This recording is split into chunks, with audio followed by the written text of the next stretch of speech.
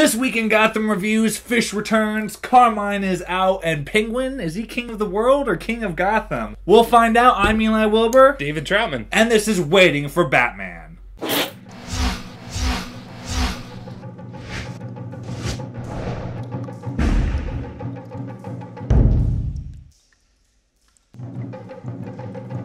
Welcome back to the Fan Cave, guys. This is it.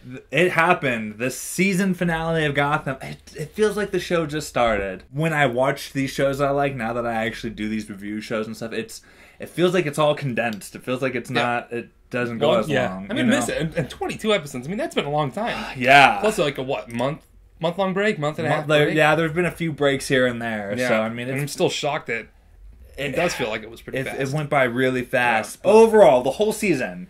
Are you happy with Gotham? Are you happy with what they've delivered? Yeah. I feel the same way. There were a couple episodes that were like, meh. Right. You know, I would have asked for more in certain episodes. Overall, though... But some of them were almost... It was almost too much to take in a good way. Definitely. They were so good. Definitely. Like, the ones that stood out really stood out. And those all came towards the end. So I think they finally found their niche. So I'm really psyched about season 2. Yeah. I'm really excited about that. You know, and what I liked about this episode, and what I like about the whole season, is that this could be it. If they were like, this is it, we're only doing one season, this is just a special event kind of thing, I'd be alright with it, because it worked. The way they wrapped it up at the end of the episode, you could see how everything leads into the comic books or into the regular Batman world. Maybe one or two storylines that you're kind of like, eh. There's definitely stuff I want to know more about, but at the same time, I already know the end game. Right. So it's not like I'm bothered by it. Right. Because I already know who's going to become, who's going to become what. I just do want to see. Right. It. So this season we had the focus was obviously Jim and Bullock, Fish and Penguin, Riddler, Falcone and Maroni, Bruce and Alfred. Those were the main factors, and then you had Selena in there as kind of supporting where she needed to. She's the wild card, and that's how she's always been. She's always been the wild card, and I really dig that about what they did with this. I mean, all the characters fit perfectly in the roles that they had to fill, and that's what Gotham did right this season. And I thought they did that really well. But enough gushing about the season as a whole. Let's talk about this episode. Season finale, man. I mean, whenever a show ends for the season, you expect it to be epic. You expect it to be good. Gotham delivered in so many ways, but let's skip to the end. The reveal of the Batcave, dude. That was fucking tremendous. But we called it. We called it during our last review. I said at the end of the episode, it's gonna end. They're in the Batcave, and boom, Well, it is because of what Lucius told him. It's exactly the stoic line and all that. Yeah, you called that perfectly. Where it's just like, oh yeah, he was talking to Lucius. I go, that's the Batcave. Yep, Lucius knew. See it. Yeah, Lucius was giving us the hint, and Lucius was giving Bruce a hint. That was tremendous. And what I love even more is that we're not like coming into the Batcave at its most primitive stage, where it's just a cave in the in the wall. There's a remote that opens up a fireplace. Yeah. Classical music blasts locks in the door. House. Yeah, it blasts in the house so that you can't hear the fireplace going. It's all right. I mean, it's pretty much ready for Bruce to take over. Well, there's already steps in there. There's already a handrail, so you can tell that he's went in there a lot. Because Bruce would say he's been there for hours Exactly. So there's something big in there. So my question is, was Thomas Wayne Batman first? In a way, yeah. I don't think he had a suit, but I think he was starting prepping to do something like that. He was the beginning of Batman. I mean, that's tremendous. That's great. I mean, like, what if he has weapons in there? What was he doing down there? I want to know. It would be smart if it was already, at least in its most primitive stages, for Bruce to come in and take over. Even if it's just a bunch of computers and a giant penny. It's got to be halfway there. And the robotic dinosaur. Yeah. He walks in, he's like, whoa.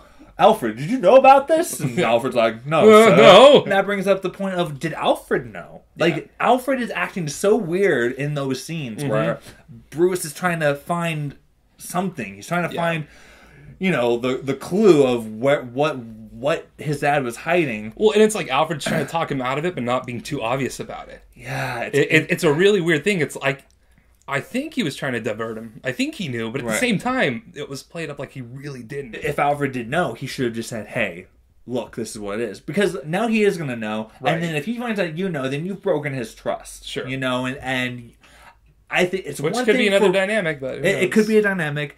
For me, it's one thing if Bruce breaks Alfred's trust, but if Alfred were to break Bruce's trust, that's a big deal. That's the last person Bruce trusts. You're right, and that's that's a big deal to Alfred too. Like Alfred understands that, and Alfred would. I mean, you see in the scene, and that I love this actor because he. You could see the genuine love and care he has for Bruce. Yeah. There is a relationship there, and it's phenomenal. Yeah. It's a great relationship. Their storyline, that was it this episode. It was, let's find the Batcave, guys. That's all it was. It would just show them in the study. Yeah, and so I feel like season 2, my hope for season 2 is Batman Begins. you know, much. It's all right, now we get to see Bruce and Alfred hanging out in the cave, and they're starting you know, and it's I love that, man. Like, let's see Batman start being Batman right away. Yeah, you know, and then, you know, like, he starts off, and it's all detective stuff. You know, everything is him being the detective. And I think that's great, because in all the movies, it's only been action. Right. It's, he, you know, they never show how he becomes so smart. Right. And we never see him, I mean, we, like, in The Dark Knight, we get to see some of the detective stuff. But for the most part, he's not the great detective in The Dark Knight. He's just Batman. He punches people. And that's great. That's awesome. He uses his wonderful toys and just gets the information that he needs. Right, but we don't see enough of him being the world's greatest detective. And that's what he's known as. True. Yeah, he's not physically able to beat the shit out of people, but he can be the world's greatest detective at a young age. And I mean, he's already close to bringing down Wayne Enterprises. Exactly. Such a huge company, and they're afraid of him. Yep. And I think season 2 is going to focus a little bit more on Wayne Enterprises. You know, now that we've seen the fall of Carmine and Maroni, what problems are going to arise because of all this? Yeah. Wayne Enterprises takes control, Penguin gets involved a little bit. It's like, are they going to exploit it? Yeah. And Bruce tries to stop, or does he play along? I mean, it could be. Yeah, there's gonna be somewhat, you know, so many interesting things for them to go forward with in the next season. At the same time, they ended it so well, you don't need another season. But screw it, I'm excited. We're getting one, so might as well. Yeah, there's gonna be some cool things for them to go into. Okay, so we started at the end. Now let's go back to the beginning, because at the beginning of the episode, Selena and her ruffians, they're warming their hands at the bonfire. And pirates show up. No, it's not pirates, although that would have been rad. Yeah. Fish Mooney and her gang, they arrive. Now, last we saw Fish, she was in a helicopter bleeding out of her gut. So we were kind of led to believe that there was going to be some kind of fallout there. But no, they just skipped ahead. Fill in the blanks with your imagination, viewers, because that's exactly what we did. We assumed that she ended up being fine. That she found a little pirate ship. Yeah, it was like a rowboat, like a Viking rowboat. Right. Made her army. Which, I mean, like, how much is a motor to put on a boat? But it looked much cooler. It did look much cooler. Coming out of the fog, it was just like... No, it was a badass scene, and we expect some. It was almost like crossing the river Styx, like she's coming back. You know what I mean? It was almost like a coming back from the dead. No, definitely. So I wonder if they were going for that, because he even had just like the one lantern up top. And I feel like in some of that stuff we've seen that imagery before. Yeah, so I think there was really definite some symbolism there. You know, and look, I mean, I think that Fish is going to be a significant part throughout the series, because look, we started with her. It doesn't make sense to kill her off this early. Just season 1 and she's all of a sudden dead. No, like, why bring in such a powerful character just to kill her off by the end of the season? I understand she's there for Penguin. There are so many other ways to develop their character. And we allude that she dies, but it's not not definite. She recruits Selena, and that's I mean, that makes sense, man. Like, everything they've done so far, it makes sense. There's nothing that I'm like, why? Why would you do? I mean, other than the introduction of Fish as a character, that I kind of have to question every once in a while. But overall, like, her recruiting Selena, that makes sense to me, because it's like, all right, this is the first gang that Selena's a part of. Yeah, that's the beginning of her criminal entrepreneurship. Because it's just been all by herself up until now. Now she's a killer. Right. You know, this is after she killed Reg. So now she's okay with killing. Yeah. Now she's okay with being... She's embraced the dark side. A villain, yeah. When she starts interacting with Bruce again, that's her stepping back into the light. And it's going to be...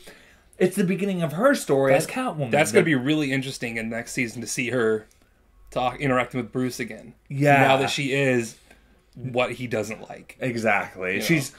And that's how it's always been. I mean she's everything. You know, so we're actually going to get to see it soon. That'll be some fun stuff. I'm really excited. I think it's it all makes sense to me. Later in the episode, Fish comes in full. I mean, she looks hardcore. Now I have to understand. I have to question the studs on her head. Did she glue those on, or did she bolt them in? Like, yeah, no. They poke holes in the skull and you twist them in. Wait, seriously? That's a thing? Yeah. Oh my god! So they put a little hole in your skull and you actually twist in, like screw it in.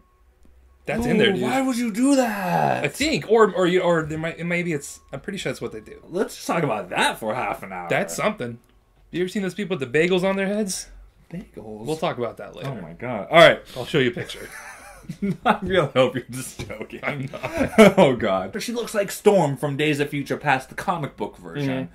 She looks badass, and I'm kind of like, man, let's have a whole season of that version of Fish. What I like about it is the looks... Whenever I think of Batman, like the streets of Gotham, mm-hmm. You know, because what I was raised with was the kind of cyberpunk thing. Yeah. You know, a lot of the Batman that I watched was very cyberpunk looking and neon, and Dark Knight Returns had a lot of that. Yes, a lot of the Frank Miller stuff. Batman Beyond as well was very much that style mm-hmm. too. Yeah. So this is almost. It's not the old times of gangsters in Gotham anymore. This might be the new. Okay, the new thing. It's ushering in the new age of. Mm-hmm. That's interesting. That's an interesting.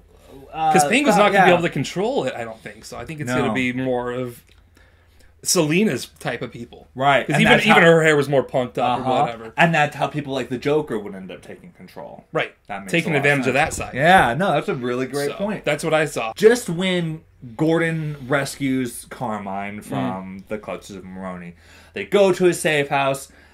He's like, yeah, no one knows about the safe house. Everyone who does, they're dead. Well, he was including Fish in that statement, but she wasn't dead. They tie everyone up. Gordon, Bullock, Carmine, Penguin, and Butch. They're all tied up. Butch isn't tied up. Butch isn't tied up because Butch... You know, he has a moment with Fish. Fish is like, what did they do to you? He's like, I don't know. She knows something's wrong. Yeah, she can tell. She can tell that his allegiances are switched, but it's not by his choice. And there's a great moment with them, and Butch is a phenomenal actor. There's even a moment when Butch is with Penguin. He and Penguin are handcuffed together, and Penguin's like, you arrested us. And he just kind of looks at Gordon like, yeah. Like, doesn't say anything. It's all Silent Bob, you know, and it's...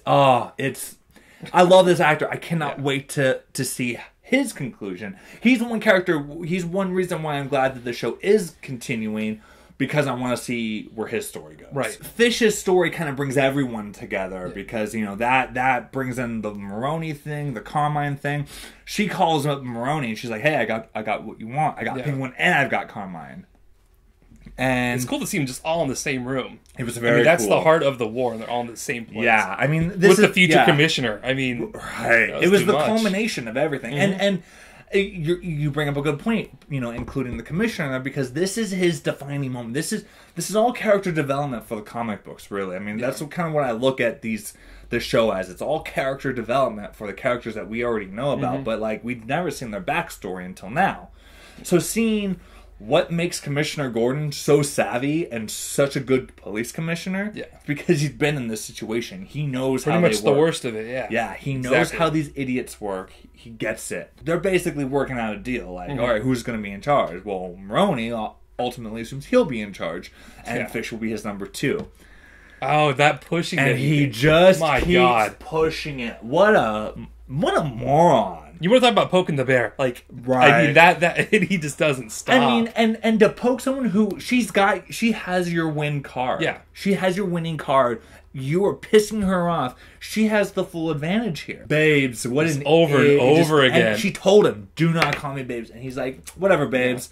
Yeah. And I loved her face when he hugged her? No, yeah, when he hugged her, when he touched her arm, every time he called her babes. I mean, if looks could kill, you would like dagger eyes, especially with those 2 different eyes. That just looks so cool. Oh, it was awesome. I think she almost like really subtly like like scoped him the first time. Like, you for real? She's grown a lot too throughout the season. You know, she went from being comfortable and, you know, I mean, she was already savvy.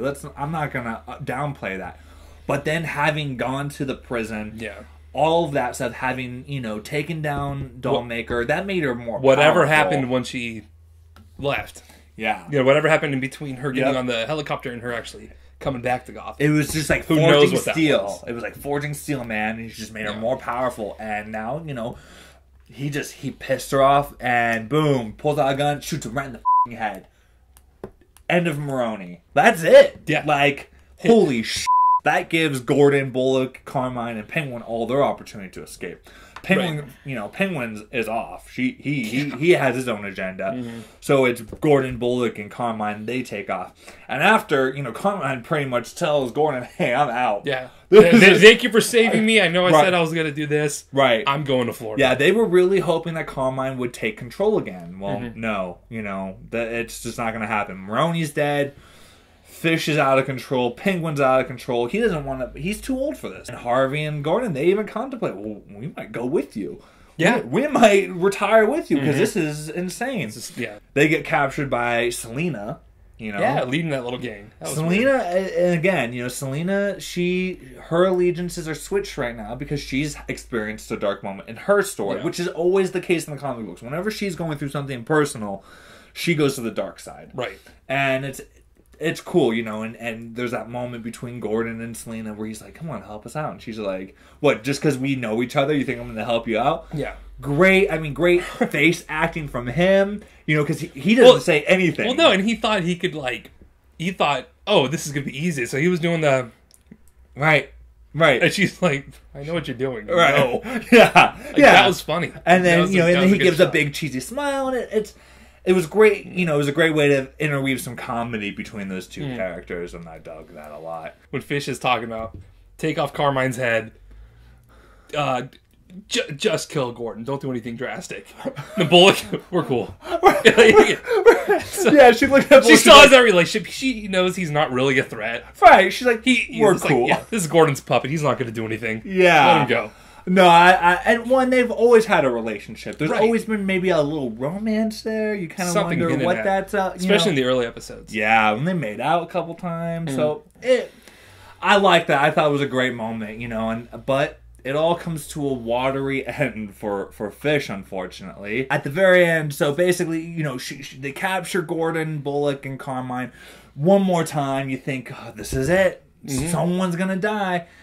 And then Penguin just rolls in with a giant machine gun because he disappeared at one point, and he comes in. He's just like, "Motherfucker!"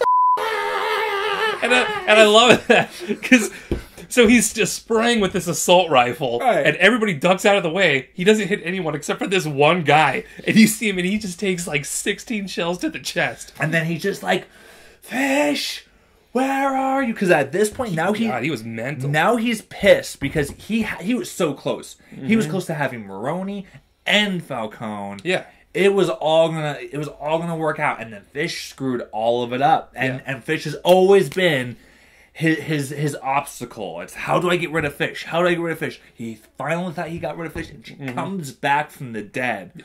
So he's ready. He's like, I'm gonna finish the job myself. Carmine was right there. He could have taken out Carmine. He could have taken out Gordon. He could have taken out Bullock. But no, he's and the thing with Penguin though, which was so kind of cool to see, is usually the only time we get to see him do something is when he has some boys with him. He has his entourage, and that's when he has the guts to kill a guy. Yeah. And we were even talking about that when he's tied up. He turns into like a little baby. So you never really see a backbone to him unless he has his buddies with him. Right. This time it was just him. His eyes were locked on Fish, and that's who he was going to kill. This is the first There's all this stuff around him, and it was cool. I mean, he was badass. You just see him just bolting towards. That's all he wanted to do. His one mission was to kill her this time. Well, you were saying it's like a feral animal fight. Feral animals, man, and exactly. It was great, you know. And So they're on the roof. Say this is probably one of the best looking scenes in the show because you can you just I mean definitely the best fight scene. Yeah, it looked Lots really of wider cool. angles and I love shots. the wide shot, even though that's probably all set. It looked great. Oh, yeah. It looked really neat. They're locked. You know, they're. It was a little cheesy because they're just sitting there doing this. Yeah. You're like, hey, why? But you know, he's there. He's got a gun. He shows up and they're like, shoot him, shoot her, shoot him, shoot her, and he's like, I don't know. Yeah. It was a heartbreaking moment because he shoots them both, you know, and then pretty much just to end the fight. Yeah, and he apologizes to Fish, and she's like, "It's okay, baby, I love you." You know, like there's still that love, and that's why I do love Fish because she still has compassion. She's not a complete cold-blooded killer. Because I wouldn't have liked her if that's how she was. She has compassion for Butch. She has a little compassion for Bullock. So it makes and almost her Selena, likable. you know? And Selena, yeah. I mean, even just for a budding relationship, it's like there's something there. There's a little. You see them holding there. hands at one point as well. way. So she is matronly in a way, which is cool. There's the nuzzle. You know, there's some good stuff there. And then Penguin, he knocks out Butch, and he's mad at this one. He just knocks out Butch, and then even after being shot, he still has the energy. He still has he's still ready. You know, and he looks at Fish. He's like, "You're done," and she's like, it's all good. And that was a cool moment. Tackles her, throws her off the freaking building into the water. And the Fish? Maybe? Yeah, we don't know. I mean, look. We know she's not going to be in season 2. Well, see, and they clarified that because I read an interview with her. She's not going to be a series regular in season 2. That's what they clarified. So, she might come back. She might come back at the very end. Who knows? Yeah. I think she's going to come back. I really want to see her back. Because look, I'm shocked. I want more Fish. Well, because now it's really cool. Well, now it's like, what is there to do with her? Like, come on, like you've given us this character, you've made her cool, you've forced us to care about her, right? And that's the thing that kind of irritates me. It's like you've made me care about her, so you better give her something cool to do. Yeah, and like she brought the season to a culmination point. But I still feel like there's more that we can get out of her. Right. Like, I want her to be the one who makes Penguin wear a monocle. Mm-hmm. I want her to take out his eye out of some sick revenge for him being the reason that she lost her eye. In a way, he is the reason that she lost her eye. Yeah. So it would be kind of a cool revenge to have that. But who knows? But guys, that's not all that happened this episode. That was a lot, too. So the gang war, that gets wrapped up nice. And, I mean, for the most part, at the end, obviously, Fish dies, and Penguin gets up. He's like, I'm king of the world. I mean, Gotham. I wish he did say that. I'm king of the world. Yeah, Gotham. I just watched Titanic. Sorry, I was confused. Yeah, I've been shot too. Right, yeah. I've lost blood. Everything, I'm woozy. He does that, and you're like, all right, is this it? Is this the Penguin, the rise of the Penguin? Well, that's not the only character who we get to see. It's their beginning. That was, I mean, that if you think about it, this episode was kind of the beginning of Catwoman, the beginning of Penguin, the beginning of Batman with the Batcave, and then the Riddler. We finally see a little wrap up with the Riddler because we thought, cool, he killed someone, he left a riddle, that's it. We've seen the rise of Riddler. Not yet. Because one thing that I like that what Gotham is doing that I feel has almost been left out of everything else Batman related when it comes to the Riddler, they haven't quite shown him being crazy. We see him being a nutcase. Right. Before it's like, oh, he's cute. But now we see the dark side of Enigma. Kris Kringle calls him out. She solved his riddle. She solved the riddle. And she says, it spells out your name. And he plays it off. He plays it off pretty decent. Maybe there's one more additional, I don't know, that I kind of felt was too much. But other than that, he plays it off just fine. And then the inner dialogue comes in because he starts laughing. And then you hear, why are you laughing? It's not funny. And it's just this back and forth between him and himself. And it's great. Well, even, they even changed it because typically his hair was all combed over. Nice and combed and pulled back or whatever. And now he had it where it was just all over on one side. So you almost get this two-faced Jekyll Hyde thing, which was awesome. And then he loses the glasses. At the end of it, he loses the glasses and he just looks... And his teeth, you see how crooked his teeth are. you're like, wow. Just a big smile. It was really cool. And that's it. That was the only scene with the Riddler, and that's all you needed, man. It was because she solved his riddle. That's what set him off. That's what pushed him over the edge. Because I think Gordon might have solved one, like humored him once. I think this is the first time anybody's actually bothered solving his riddles, right. And it's not when he asked them to. Spoiler alert, I'm going to call it. I think he's going to kill Kris Kringle, and that's going to be the one that Gordon has to solve. That's when it goes really downhill for Ed. Yeah. There's a little bit of tension between Leslie and Barbara. Yeah. They finally meet for the first time. Leslie is treating Barbara's wounds. And then she's like, hey, you need to get some treatment. You need to talk to someone about all the trauma you just experienced. Yeah. And Barbara's like, I don't want to. I want to talk to you. I want to have some real time. It's weird to see how crazy she is. Because she's convinced that she's the one that killed her parents. Oh, I think she did. In the episode, it shows the ogre going over with the knife. We don't see him do it. I guess. But I don't know. Because now I really don't know. Because then she grabs the knife and she goes after Leslie. Right. And I think that, to me, that's a sign she did do it. But maybe they're pulling a fast one on us. I don't know. They get into it. Barbara tries to kill Leslie. Leslie pounds her head into the hardwood. And they were wrestling around for a little bit. We were waiting for him to kiss. I was hoping. And then it just got violent and unsexy. Yeah. Leslie knocks out Barbara, which...